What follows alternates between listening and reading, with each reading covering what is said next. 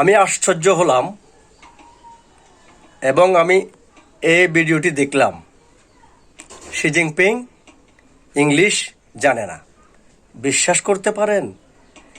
চীনের মতো একটা মহাশক্তিধর দেশের প্রেসিডেন্ট বা প্রধানমন্ত্রী ইংলিশ জানে না। এই যে দেখুন না, ভিডিওর মধ্যে একজনকে দেখা যাচ্ছে দোভাষী।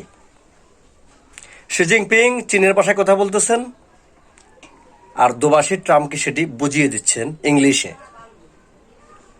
এ থেকে কিন্তু অনেকজনের শিক্ষণীয় আছে। একাডেমিক শিক্ষা থাকলেই শুধুমাত্র ট্যালেন্ট হওয়া যায় না। একাডেমিক শিক্ষা থাকলেই শুধুমাত্র দলের প্রধান হওয়া যায় না, দলের নেতা হওয়া যায় না। দলের নেতা হতে হলে দলের জন্য ত্যাগ স্বীকার করতে হয়।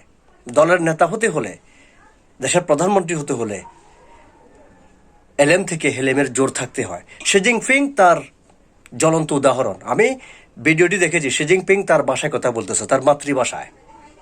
আর যে দেখতেছেন মধ্যখানে যে লোকটি, সে ইংলিশে ট্রাম্পকে সব কিছু বুঝিয়ে দিচ্ছে। আমি বাংলাদেশের মুনাফেক দল জামাত ইসলামীকে বলছি, তোমাদের অজ্ঞতার কারণে তোমাদের দল থেকে কারা বেরিয়ে গেছে, কারা তোমাদেরকে ছেড়ে চলে গেছে, সেটা তোমরা কল্পনা করতে পারোনি।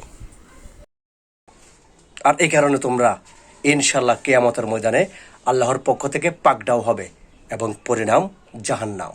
আল্লাহ হাফেজ।